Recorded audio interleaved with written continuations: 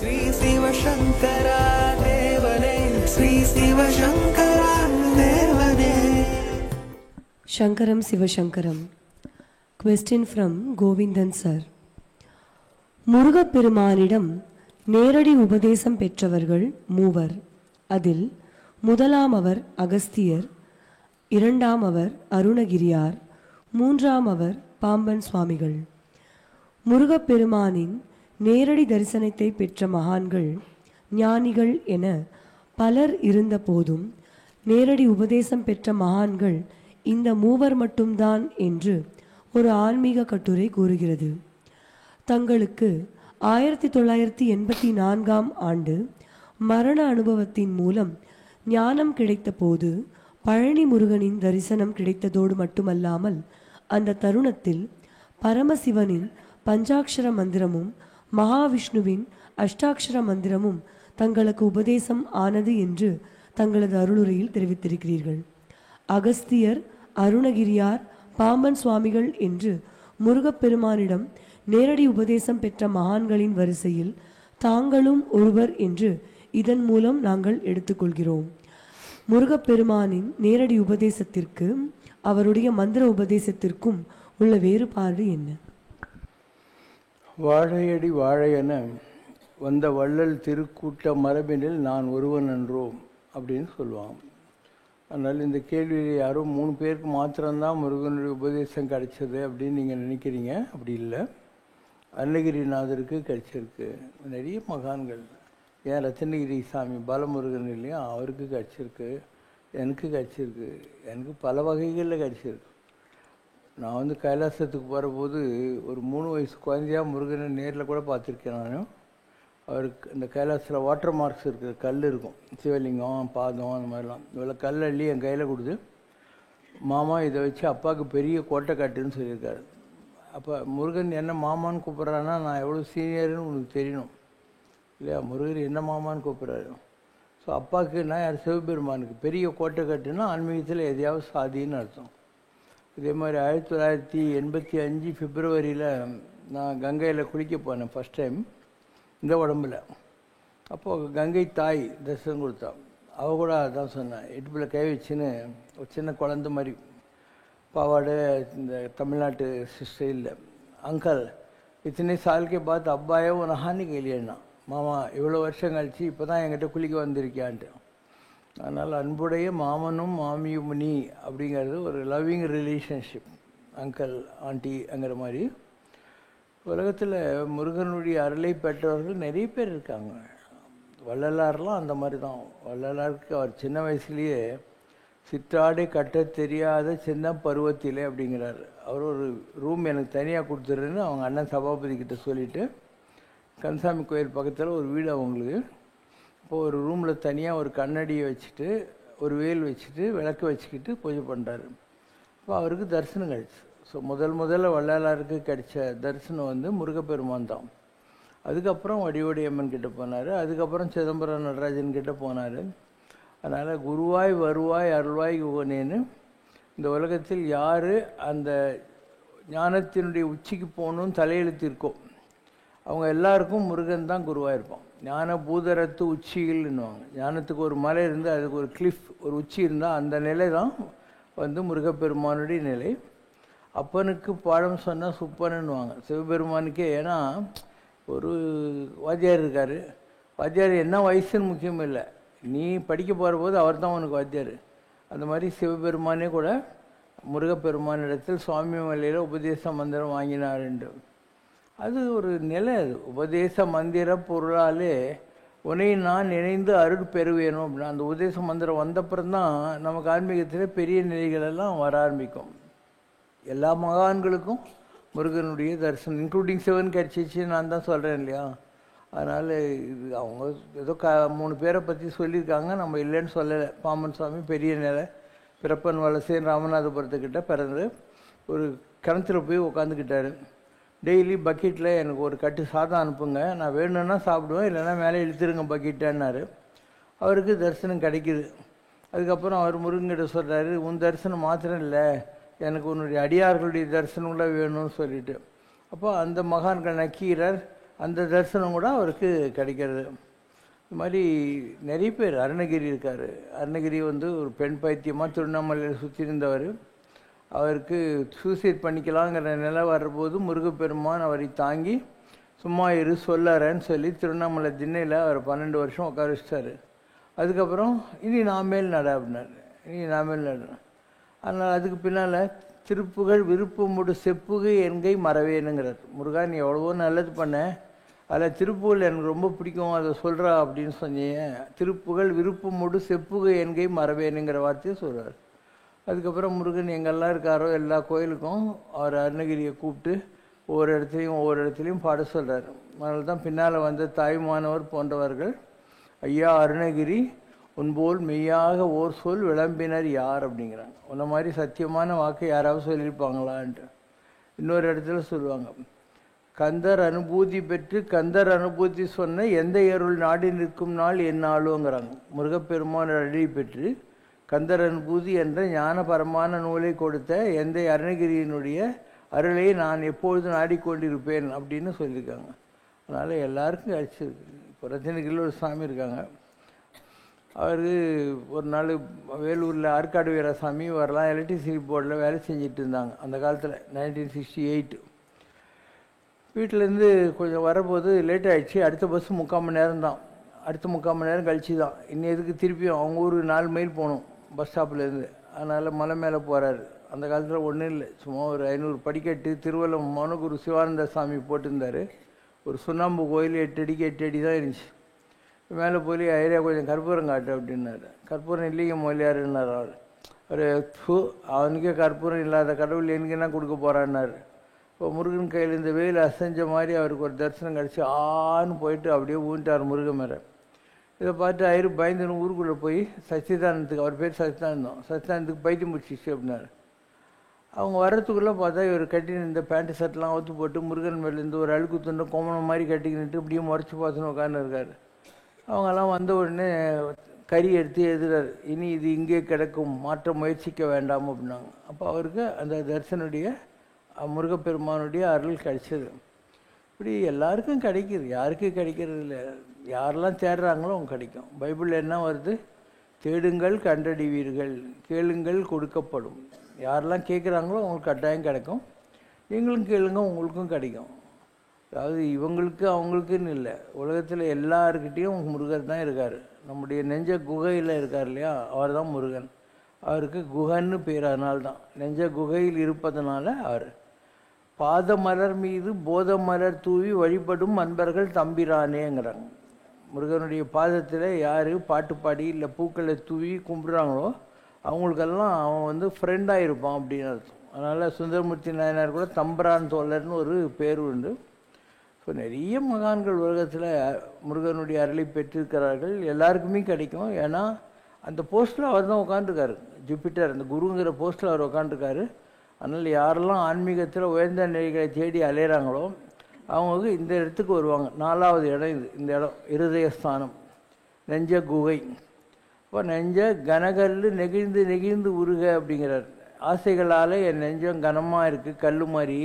அதை மெல்ட் பண்ணுறதுக்காக நான் முருகனிடத்து தஞ்சம் கேட்டு இந்த கந்தர் அனுபூதியை பாடுகிறேன் என்பது அருணகிரி பெருமானுடைய வாக்கு. யாராக இருந்தாலையும் இந்த தொப்புளிலிருந்து ஆரம்பிச்சு இடுப்புக்கு கீழே இருக்கிறதெல்லாம் நெகட்டிவ், மலம் மூத்திரம் போகிறது. அதனால் அதில் ஒன்றும் மகிமை இல்லை, அதெல்லாம் ராகு கேது. இந்த தொப்புளிலிருந்து ஆரம்பித்து 4வது சக்கரம் முருகன், 5வது இந்த இடம் இல்லையா, இது பராசக்தி, இந்த இடம் சிவபெருமான், இது 7வது இடம். ஸோ நீங்கள் 4 இடத்த பிடிச்சாதான் 5வதுக்கு வர முடியும். வள்ளல் இருந்தார், ராமலிங்க அடிகளார். அவர் கந்த கோட்டத்தில் இருந்து தலைமோங்கு கந்தவேலைன்னு முருகரை கூப்பிட்டு இருந்தார். இப்போ முருகர் என்ன பண்ணுறாரு, வடிவடி அம்மன் கிட்ட கொண்டு போய் வடிவடி மாணிக்க மாலை அதெல்லாம் பாட சொல்கிறாரு. அப்போ 4வது சக்கரத்துலேருந்து 5வது சக்கரத்துக்கு போகிறாரு. அப்போ அந்த அம்மா என்ன பண்ணுறா, இவர் வீட்டுக்கு லேட்டாக வர்றபோது அன்னியோட வடிவத்தில் போய் வடிவடி அம்மன் கோயிலேருந்து பிரசாதத்தை கொண்டு போய் கொடுக்குறா. அப்போது அம்பாளுடைய அருள் கிடச்சிச்சு. அதுக்கப்புறம் அவர் சிதம்பரத்துக்கு போய் சாமி அழகை பார்ப்பேனும் அப்படின்னு சொல்லி நடராஜருடைய தரிசனம் வாங்கிடுது. இப்போ 6வது இந்த இடத்துக்கு வருது. இதுதான் 6வது. அந்த சிவபெருமானுடைய தரிசனம் நடராஜருடைய தரிசனம் கிடைச்ச பின்னால் அவர் வடலூருக்கு வர்றாரு. அங்கே பலவிதமான பயிற்சிகளில் ஈடுபடுறாரு. ஜோதி வழிபாடு இந்த மாதிரிலாம் செய்கிறாரு. அவருக்கு அதுக்கு மேலே போகணும். அதனால் என்ன பண்ணுறாரு அவர், இன்னமும் சொல்லவோ உன்மனம் இரும்போ பெரும் பாறையோ தந்தி முகன் அருமுகன் இரு பிள்ளை அல்லவேங்கிறார். உனக்கு என்ன முருகனும் பிள்ளையாரும் மாத்திரம்தான் 2 பிள்ளைங்களா? என்னை பார்த்தா பிள்ளை மாதிரி தெரியலையா? நான் இவ்வளோ கெஞ்சி கேட்டுன்னு இருக்கேன், மனுஷன் என்ன இரும்பா அப்படிங்கிற ஒரு வார்த்தையை பயன்படுத்துகிறார். அதுக்கப்புறம் இந்த இடத்துல இருந்து இந்த இடத்துக்கு போகிறார். இதுதான் 7 திரைக்கு பின்னால் நான் கண்ட அதிசயம் என்னென்று சொல்வேன் அடி. 7வது திரையை நான் ரீச் பண்ணும்போது எனக்கு என்ன மாதிரி அனுபவம் வந்ததுன்னு எப்படி சொல்கிறது? ஜோதி மலை உண்டாச்சுதடி. ஒரு கோல்டன் மலையை பார்த்தேன் நான். ஜோதி மலை உண்டாச்சுதடி.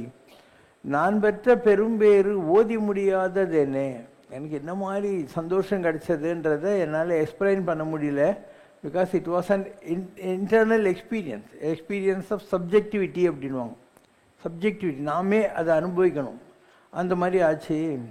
அதுக்கப்புறம் நான் பெற்ற பேர் சாமி அறிவாரடி. எனக்கு என்ன நடந்ததுன்னு எனக்கு என்ன தெரியும்? அந்த நேரத்தில் நான் ஒழிந்து நீயாக வேண்டும், நான் வேறு எனாதிருக்கும் நீ வேறு எனாதிருக்கும் பவதீத நிலையில் உள்ளுக்குள்ளே சாமியே வந்துட்டாருன்றார். அப்போ நான் பெற்ற பேர் சாமி அறிவாரடி அப்படிங்கிறார். அந்த சாமி அறிவாரடின்னு சொல்கிற போது அது எவ்வளோ ஜாலியாக இருந்தது அப்படின்னு அவருக்கு எக்ஸ்பிளைன் பண்ண முடியல.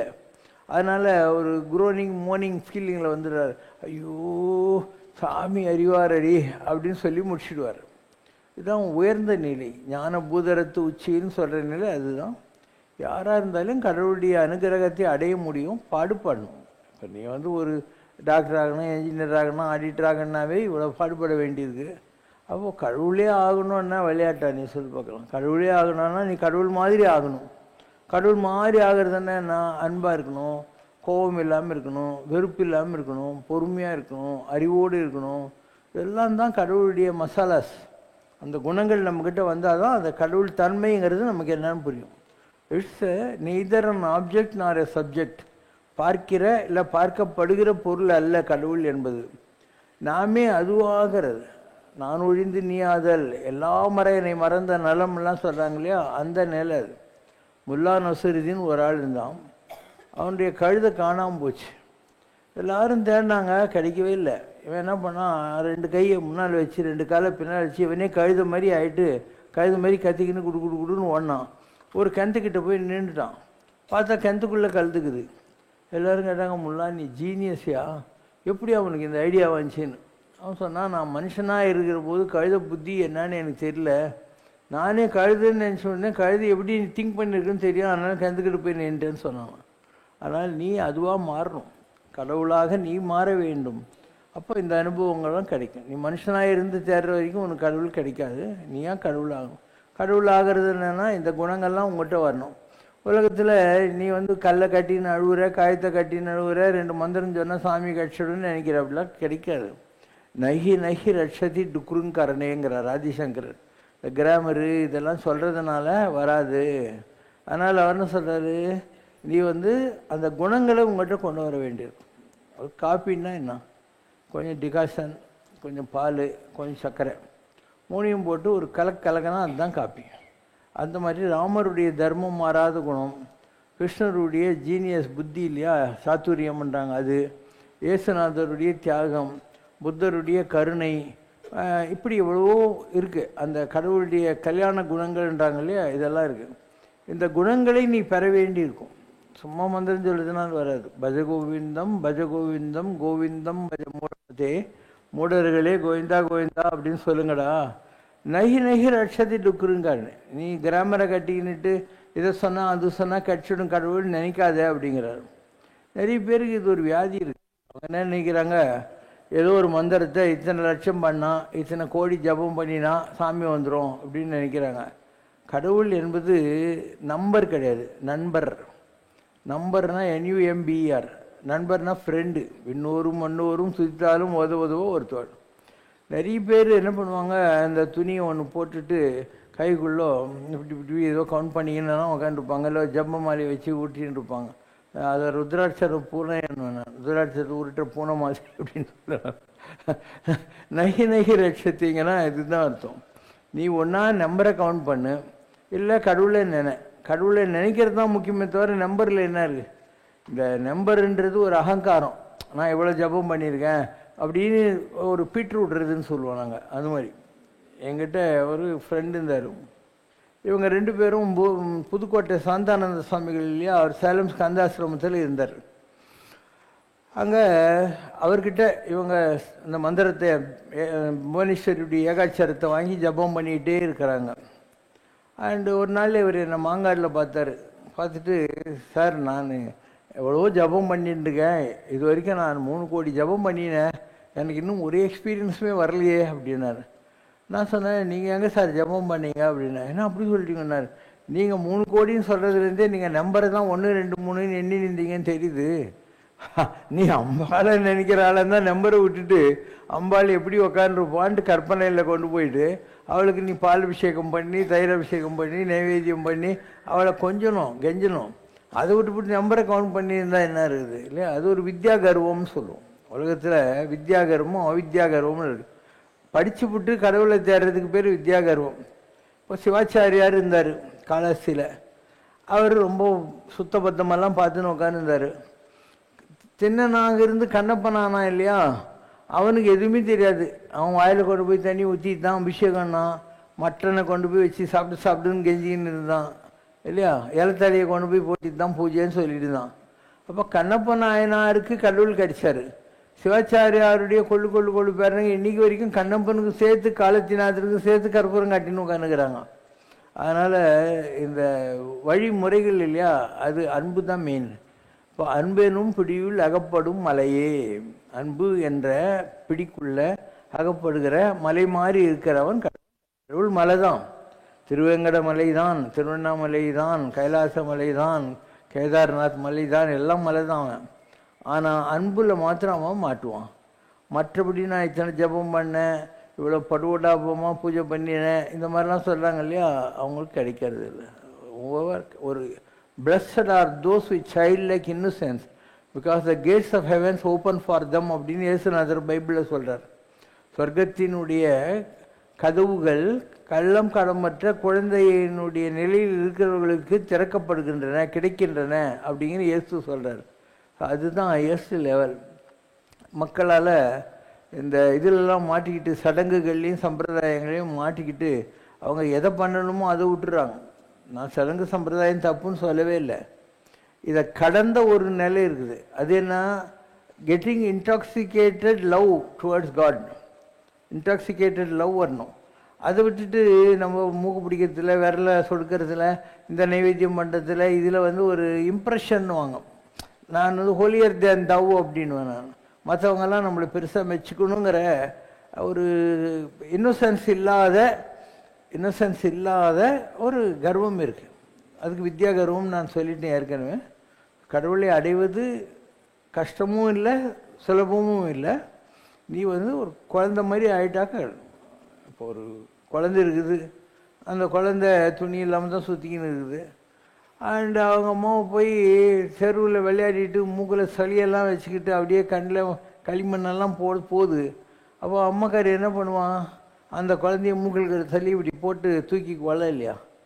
அந்த குழந்தைக்கு இருக்கிற அந்த கள்ளம் கபடமற்ற நிலை இருக்கணும். அதை விட்டு அந்த குழந்தை இதில் இன்னும் முன்சாமி நாயக்கருக்கு அம்மாவே, ஏழுமலை நாயக்கருக்கு பொண்ணே, கோவிந்த நாயக்கருக்கு அக்காவே, இதெல்லாம் சொல்லியிருந்தால் என்ன நடக்க போகுது இல்லை. அவளுக்கு தெரியும் அவன் யார், நீ நான் சொல்கிறது. அது போய் you have to express your love. அப்படியே தவிர்த்து போய் அம்மா காலை கட்டிக்கணும். அவள் 3 நாள் மென்சுரல் சைக்கிள் இருந்தால் கூட நீ போய் கட்டிக்கணும். உனக்கு ரூல் தெரிஞ்சுன்னு அப்போது நீ கள்ளங்கப்பட்டத்தோடு இருக்கேன்னு அர்த்தம். ரூலே தெரியக்கூடாது.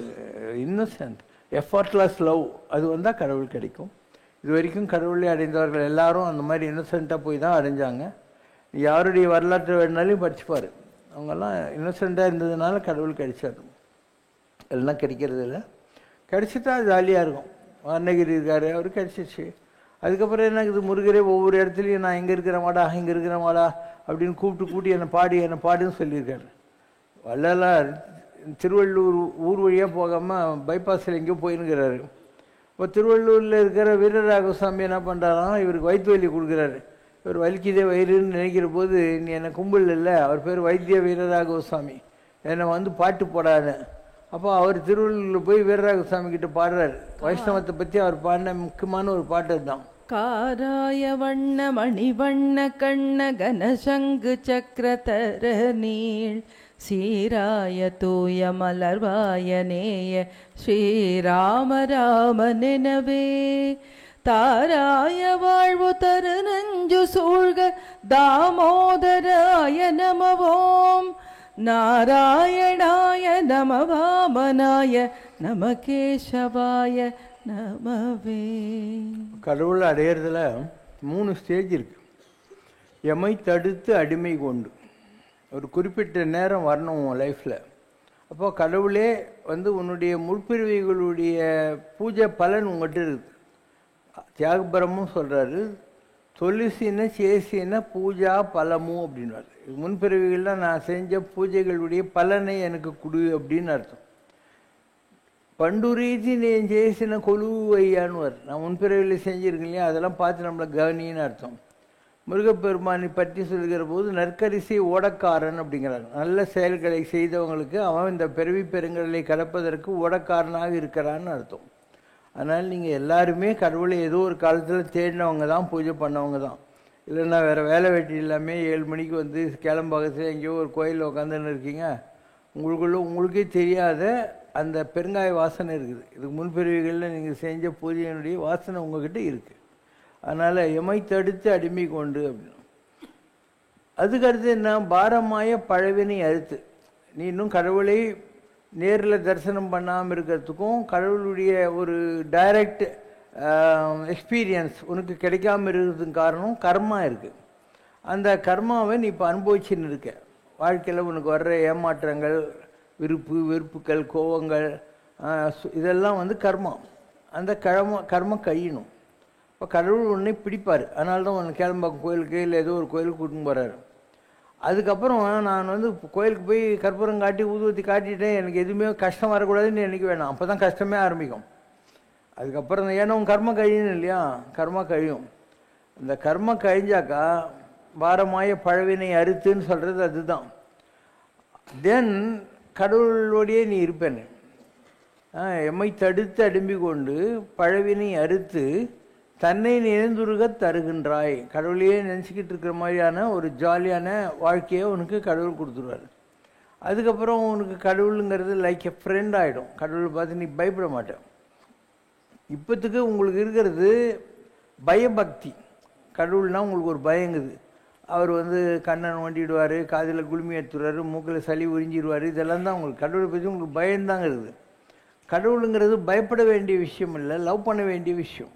அதான் சொல்கிறேன், சைல்டு லைக் ஒரு குழந்தை மாதிரி தான் நீ கடவுளை தேட வேண்டியிருக்கும். அப்போ சீக்கிரமாக கிடைக்குது. அதுக்கப்புறம் உனக்கு எதுவுமே தேவைப்படாது வாழ்க்கையில். ஏன்னா you already experience God and you are having direct connection with the God and he will be sitting inside you. Is a indwelling spirit அப்படின்னு உனக்குள்ளேயே உட்காந்துட்டு இருக்கான். மனதானை மனதிருந்த கருத்தானை கருத்தறிந்து முடிப்பான் தன்னை மனத்தகத்தான் வாய்மையலான் உனக்குள்ளே இருக்கான். அதுக்கு மேலே உனக்கு நேரம் கழிச்சு உங்கள்கிட்ட ஏதாவது டேலண்ட் இருந்தால் பாடு. வாயார தன்னடியே பாடும் தொண்டர்தம் இனத்தகத்தான். யார் வாயை திறந்து கடவுளை உருகி உருகி பாடுறாங்களோ அவங்களுடைய கும்பலில் கடவுள் உட்காந்து அந்த பாட்டை ரசிச்சுக்கிட்டு உட்காந்துருப்பானாம். இதெல்லாம் அடுத்த நிலை. அதனால தான் பாடும் பணியே பணியாய் அருள்வாய்ன்னு அருகுன்னு சொல்கிறார். ஏன்னா பாடுற போது நீ நிஜமாகவே பாட ஆரம்பிச்சிட்டேன்னா உனக்கு நீ எந்த க்ரௌடில் உட்காந்துருக்க, மற்றவங்கெல்லாம் உன் பாட்டை ரசிக்கிறாங்களா இல்லையா அந்த எண்ணமே வராது. ஒன்றா நீ எந்த கடவுளை கும்பிட்றியோ அந்த கடவுள் இருப்பான், இல்லை அந்த பாட்டில் நீ முழுகி போயிடுவேன். You will be immerse in that love song for God. அதனால் இதெல்லாம் அனுபவத்தில் தான் தெரியும். நீங்கள் புக்கை வச்சுக்கிட்டு எல்லாம் தேடுற போது கிடைக்காது. இப்போத்துக்கு நீங்கள் என்ன நினைக்கிறீங்க, நான் ஒரு கந்த சஷ்டி கவசம், ஒரு சண்முக கவசம், ஒரு ஏதோ ஒன்று படித்தாக்கா எனக்கு கிடச்சிடும், இல்லை இவ்வளோ ஜபம் பண்ணால் எனக்கு கடவுள் கிடச்சிடும் அப்படின்னு. அது வந்து எல்கேஜி லெவல். எல்கேஜி லெவலில் நான் ஒரு குழந்தை நட வேண்டிய தள்ளி நட்டு போகிறது இல்லையா, கராலன்னுவாங்க. அதுதான் உங்கள் நிலை. இப்போ நீங்கள் நடவண்டி வச்சுன்னு போகிறீங்களா, நடக்கிறீங்க நல்லா. அந்த மாதிரி நடவண்டியெல்லாம் தாண்டி நீ நேராக நடக்கிற காலம் ஒன்றும் வாழ்க்கையில் வரும். அதான் நெக்ஸ்ட் ஸ்டேஜ். நடவண்டியை தாண்டின கராலரை தாண்டின ஒரு நிலை வரும். இதெல்லாம் அனுபவங்கள். புக்கை படிச்சுட்டோ இல்லை யாரோ ஒருத்தர் உனக்கு இதெல்லாம் கற்றுக் கொடுத்து டியூஷன் மாதிரியோ வரக்கூடிய விஷயங்கள் அல்ல. குலவித்தை கல்லாமல் பாகம் படும். அப்படி குலவித்தை நம்மக்கிட்ட வர வேண்டியது இன்னரண்டாக இருக்கிற ஒரு விஷயம். அதுக்கு படிப்பே தேவையில்லை, கல்லாமல் பாகம் படும். எந்த ஒரு புக்கு யாருடைய கைடன்ஸும் இல்லாமல் தானாக அந்த எண்ணங்கள் நமக்கு வந்துடும். So you will understand all this. Now you are in stage 1, stage 2. கடவுள்கிட்ட வந்துட்டீங்க, இப்போ கர்மாவை கழிச்சுன்னு இருக்கீங்க. கர்மா கழிக்கிற போது உங்களுக்கு ஒன்றும் புரியாது. அதாவது ஒரு ஃபயர் இருக்குது, மார்கழி மாதம். நீ தூரத்துலேருந்து இப்படி கையை காட்டினிருந்தாக்கா நல்லா எதமாக இருக்குது, ஏன்னா குளிர்காலம் எதமாக இருக்குது. கொஞ்சம் கிட்ட போனால் கொஞ்சம் சுடுது, ரொம்ப கிட்ட போனால் ரொம்ப சுடுது. ஒரு கட்டையை தூக்கி அந்த நெருப்பில் போட்டால் அந்த கட்டை தானும் கரிஞ்சி நெருப்பாகிற மாதிரி ஒரு கஷ்டம் இருக்குது இல்லையா? அதுதான் அப்பர் சுவாமிகளாக இருந்தவர் சுண்ணாம்பு காலவாயில் உட்கார வைக்கிறது. அதுதான் பிரகலாதனா ஒப்பங்காரனே வந்து பாம்பு விஷயத்தை வச்சு கொத்த விடுறது. அதுதான் சுண்ணாம்பு. இந்த கட்டை தானாக கரியாகிற நிலை அதுதான். ஸோ அந்த நிலையை ஒரு நாள் தாங்க முடியுமா? அதனால் ப்ரிப்பரேட்டரி திங்ஸ் ஆர் தேர். அந்த நிலையை தாண்டிடணும். சுண்ணாம்பு காலவாயில் உட்கார வச்சா கூட அப்பர் சாமி என்ன சொல்லுவார், நற்றுணை ஆவது நமச்சிவாயமே அப்படின்னுவார். அதனால் அவருக்கு அந்த நெருப்பு தெரியறதில்ல. ஒரு குமரியில் பட்டர்னு ஒருத்தர், அவரை நெருப்பில் தான் இமுலேட் பண்ணிக்கிறாரு. அப்போ ஆதிசங்கரர் சாட்சாத் தட்சிணாமூர்த்தி வடக்குநாதர், அவர் தான் திருச்சூரில், அவர் அங்கே போய் உட்காந்துக்கிறார். அப்போ தள்ளியே கங்கை இருக்குதா, அவர் நெருப்பில் இருக்கிறதும் உண்மை தான். ஆனால் கங்கை தண்ணியோட ஜில் காற்றுல அவருக்கு நெருப்பில் நாம் இருக்கோன்ற கஷ்டம் தெரியாமல் பண்ணிட்டாங்க. அதனால் நீ வந்து அப்பர் மாதிரி நெருப்புலையும் போகலாம், என்ன வேணால் பண்ணலாம். ஆனால் கடவுள் அந்த கஷ்டம் உனக்கு தெரியாத மாதிரி அந்த அனுபவத்தை தாண்ட வைப்பான். You will pass through the test of God. அதை தாண்டிச்சுன்னா ஒன்றும் இல்லை. பாரமாய பழவினை அறுத்து அதுக்கப்புறம் கடவுளை நினச்சிக்கிட்டு ஜாலியாக சுற்றிக்கிட்டு இருப்பேன். ஒன்றும் அனுபவத்தினால வர்றது. அந்த அனுபவம் வந்துச்சுன்னா நீயே கடவுள் தான். இந்த இடத்துக்கு வந்துடும், இந்த ஜோதி வந்துடும். அதுக்கப்புறம் உனக்கும் ஆகாசத்துக்கும் காஸ்மிக் கான்ட்ராக்ட் கிடச்சிடும். அப்போ உனக்கு என்ன வேணுமோ நீ ப்ரே பண்ணால் மேலகிறவங்க சொல்லுவாங்க, நீ கேட்டால் அவங்க சொல்லுவாங்க. சம்டைம்ஸ் உனக்கு என்ன பண்ணணுங்கிறது நெக்ஸ்ட் ஸ்டெப்ஸ் இல்லையா, அது அவங்க சொல்லுவாங்க. இந்த மாதிரி போ, இந்த மாதிரி பண்ணு, இங்கே போ, அங்கே போகலாம் பண்ணுவாங்க. இதெல்லாம் தான் ஒரு நிலையிலையும் நீங்கள் பெறக்கூடிய விஷயங்கள். அது தானாக நடக்கும். நீ இது ஏதோ புக்கை படிச்சு போட்டு நோட்ஸ் எடுத்துன்னுட்டு மனப்பாடம் பண்ணி லெஃப்ட் ரைட்டு எல்லாம் சுத்த தேவையில்லை. இது வரைக்கும் நடந்துருக்குல்ல உங்கள் லைஃப்பில், ஒரு பக்தி வந்திருக்கு, ஒரு கோயிலுக்கு போகணுன்ற புத்தி வந்திருக்கு. So you are in the right track. அதுக்கடுத்து இப்போ நடந்துக்கிட்டு இருக்கிறது கர்மம் கழியுது. இந்த கர்மம் கழிஞ்சு தொலைஞ்சிச்சின்னு வை, ஒரு வாந்தி வந்தாக்கா எடுத்து தொலைக்கணும். அதுக்கப்புறம் 2 நிமிஷத்துக்கு அப்புறம் அந்த நெஞ்சரிச்செல்லாம் நீ போய் நல்லா ஃப்ரீயாக இருப்பேன். பேதி வந்தால் பாத்ரூமுக்கு போயிடுது. அந்த மாதிரி இப்போ கர்மா கழியுது. இதுதான் வாந்தி எடுக்கிறது, வேதி, தும்மல் எல்லாம். ஸோ இது முடிஞ்சிச்சுன்னா அதுக்கடுத்து நீ ரொம்ப பீஸ்ஃபுல்லாக இருப்ப. இந்த ஸ்டேஜை தாண்ட வேண்டியிருக்கும். அண்டு இட் ஆல் டிபெண்ட்ஸ், நீ எத்தனை பிறவிகள் எடுத்திருக்க, அதில் எவ்வளோ கர்மா அக்யூமுலேட் பண்ணி வச்சுருக்கேங்கிறத வச்சு கெஸ்டேஷன் பீரியட்னுவாங்க, எவ்வளோ தாக்கு பிடிக்க வேண்டியிருக்கோங்கிறது. பட் நீ தேடுறது உண்மையாக இருந்தால் உனக்கு கடவுளே வழி காட்டுவார். He will definitely take you across the பவசாகரா. கூட்டுன்னு போவார், அவரே கூட்டுன்னு போவார்.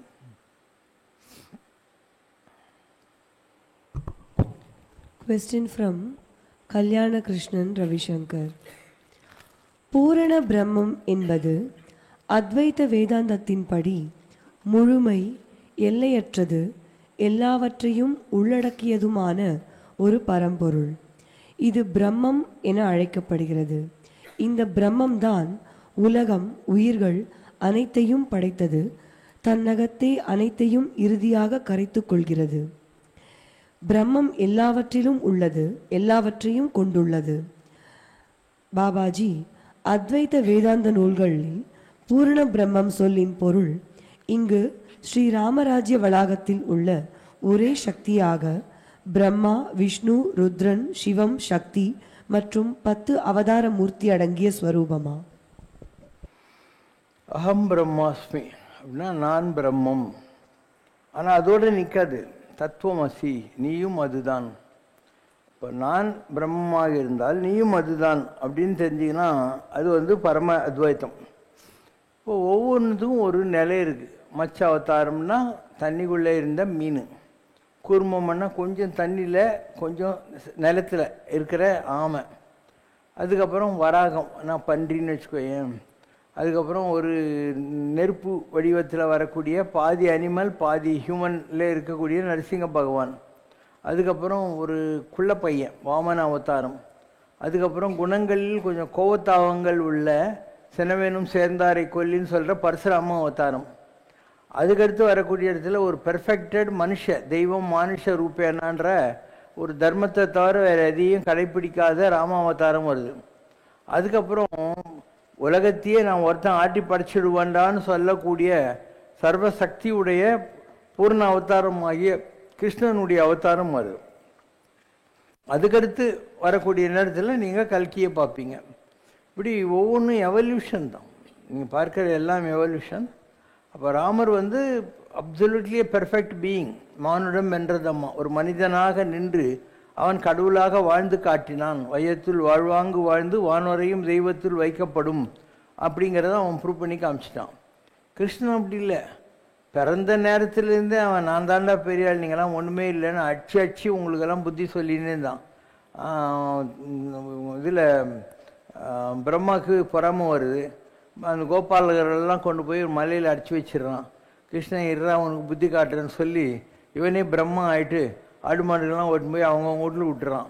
அதுக்கப்புறம் நேராக பிரம்மலோகத்துக்கு போயிட்டு பின்னால் ஒருத்தன் வருவான், நான் தான் பிரம்மன்னு, அவன் எல்லாரும் உதவிங்கான்றார்.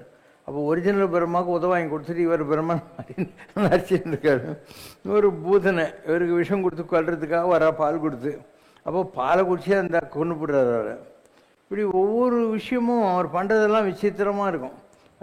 சிசுபாலனை வந்து அவன் 100 தடவை திட்டுற வரைக்கும் பார்த்துட்டே இருந்துட்டு 100வது போய் சொன்ன உடனே திட்டின உடனே அடிப்பார். இன்னொருத்தனை வந்து இந்த திருட்டு பயில சினிமாவில் விஜயவா நான் நடிகன், அவன் ஓடிக்கினே இருப்பான். அந்த வில்லனுடைய ஆளுங்கெல்லாம் குண்டனுங்க ஓடி எல்லாம் டயர்டாகிட்டு கீழே விடுவாருங்க. அப்போ இவன் என் கட்டை எடுத்து எல்லாரையும் அடிப்பான். அந்த மாதிரி அவன் துரத்த விட்டு தன்னை அந்த குகைக்குள்ளே போய் ஒழிஞ்சிக்கிறதுக்கு முன்னே எல்லாரையும் ஒரு வழி பண்ணிடுவான். இப்படி கிருஷ்ணர் வாழ்நாள் பூராவும் வந்து தன்னுடைய இன்டெலிஜென்ஸ், தன்னுடைய எல்லா பவர் எல்லாத்தையும் காட்டினே இருந்தார். ஆனால் விளையாட்டுத்தனமாக பண்ணுவார். பலராமர் கிருஷ்ணர் எல்லாரும் கம்சனுடைய நாட்டுக்கு வராங்க. வர்றபோது கம்சனுடைய வண்ணம் அங்கே போயின்னு இருக்கான். அவன் ராஜகுலத்தில் இருக்கிற இளைஞர்களுக்குள்ள க்ரௌன் பிரின்சஸ் அவங்களுடைய துணியெல்லாம் நல்லா துவைச்சி இஸ்திரி போட்டு எடுத்துன்னு போயின்னு இருக்கான். கிருஷ்ணர் சொல்கிறாரு, எங்களுக்கு துணி கொடுறா, நாங்கள்லாம் யாதவ் குலத்தில் வந்துக்கிறோன்னு. அவன் இல்லை இதான ராஜாங்கள் தானா. பலராமன் பார்க்குறாரு, பலராமன்றாரு. அப்படி தான் தூக்கி அடிக்கிறாங்க அந்தால யார் அந்த வண்ணானை. அதுக்கப்புறம் இவர் எல்லாருக்கும் ஒவ்வொரு துணி கொடுக்குறாரு. கிருஷ்ணன் தன் கூட இருக்கிற எல்லாருக்கும். இவர் யாருக்கு எந்த துணி கொடுத்தாலும் எல்லாருக்கும் கரெக்டாக ஃபிட் ஆயிடுச்சு. எல்லாருக்கும் ஃபிட் ஆயிடுச்சு. அதாவது நீயே யோசனை பண்ணு, ஒரு வண்ணாங்கிட்ட பேக்கெட்டில் இருக்கிற துணியை யாருக்கு கொடுத்தான்? ஒருத்தன் வள்ளியாக இருப்பான், ஒருத்தன் குண்டாக இருப்பான், ஒருத்தன் குட்டியாக இருப்பான், நெட்டையாக இருப்பான், எல்லாருக்கும் கரெக்டாக ஃபிட் ஆயிடுச்சு. இது கிருஷ்ணர் எல்லா படைப்புக்கும் காரணக்கர்த்தியாக இருக்கிறவன் கொடுக்குற துணின்னு இது. இன்னொருத்தர் தான் தாய்லாண்டில் கம்பாச்சு டெய்லர்னு பேர் அவனுக்கு. அவங்ககிட்ட ஒருத்தன் துணியை எடுத்துன்னு போய் தைக்கிறதுக்கு விட்டான். அந்த துணி அவனுக்கு சரியாக தைக்க தெரியலையா, அதனால் கொஞ்சம் கை இந்த இடத்துல பிடிச்சிச்சு, கொஞ்சம் முதுகுக்கிட்ட டைட்டாக இருந்துச்சு. இவன் போய் ரோட்டில் போய் அதை போட்டுன்னு போயினே இருக்கிறான். வரும்போது எதிரில் ஒருத்தன் வந்து, நீ கம்பாச்சி டெய்லர்கிட்ட தானே துணி தைச்சேன்னா. என்ன எப்படி நீ சொல்கிறேன்னா, உன்ன மாதிரி முடவனுக்கும் கூன் முதுகுக்காரனுக்கும் இவ்வளோ சூப்பராக தைக்கிறதுக்கு அவனை விட்டா நாங்கள் நாட்டில் ஆளே இல்லைன்னா. நான் கை பிடிக்கும் அதனால் இப்படி பிடிச்சிக்க வேண்டியிருக்கும், முதுகில் பிடிக்குது அதனால் இப்படி பிடிச்சிக்க வேண்டியிருக்கும். அதனால் உன்ன மாதிரி முடவன் கூன் முதுகானு அவனை விட்டா நல்லா தைக்கிற ஆளே கிடையாது நான். அப்போ இந்த நாட்டில் 2 விதமான மகான்கள் இருக்காங்க. ஒன்று பரமாச்சாரியார் டைப், அவங்க உங்களுக்கு என்ன வேணுமோ அதை கரெக்டாக கொடுப்பாங்க. இன்னொன்று 100க்கு 90 சாமியாருங்க நாட்டில். அவனை நீ தான் சாமியாருன்னு க்ளோரிஃபை பண்ணும். அந்த சாமியாரை பற்றி ஏதாவது எல்லாம் ப்ராப்ளம் வர்றபோது அவர் அப்படி இல்லை தெரியுமா அப்படின்னா, இதுதான் கம்பாச்சி டெய்லர் வேலைன்றது. நீ அவங்களுக்காக அட்ஜஸ்ட் பண்ண வேண்டியிருக்கும். பரமாச்சாரியர் டைப் சாமியார் இருக்காங்கன்னா ஒன்றுமே ப்ராப்ளம் இல்லை, அவங்க கரெக்டாக உனக்கு ஏற்ற மாதிரி உனக்கு ஃபிட் பண்ணி கொடுத்துருவாங்க. கேள்விவா.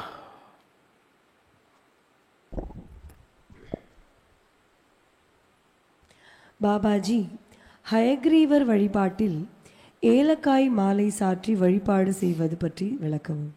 நீ எந்த காய் வேணால் போடலாம்பா. இந்த கடவுளுங்க எதுவுமே முன்ன மாதிரி என்ன மாதிரி நகம் கண் வாய் மூக்கு அதெல்லாம் இருக்கிற விஷயம் இல்லை. அதெல்லாம் ஜோதி. எந்த ஃபார்ம் ஆஃப் காடாக இருந்தாலும் அது ஜோதி தான்.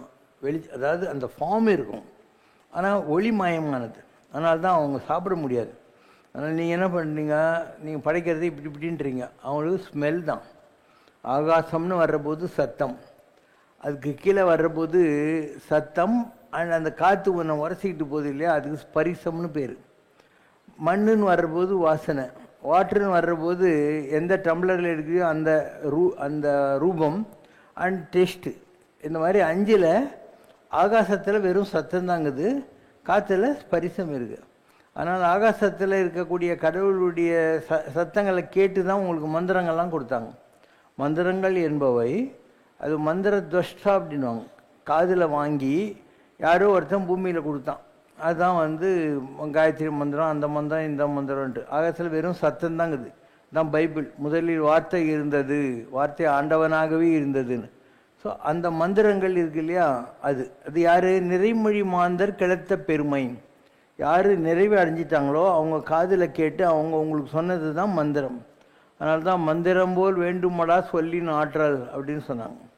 அதுக்கடுத்து வர்றபோது உனக்கு அந்த காற்று ஒன்று தொடுது இல்லையா, ஸ்பரிசம் தெரியுது, அண்டு சவுண்டு கேட்குது.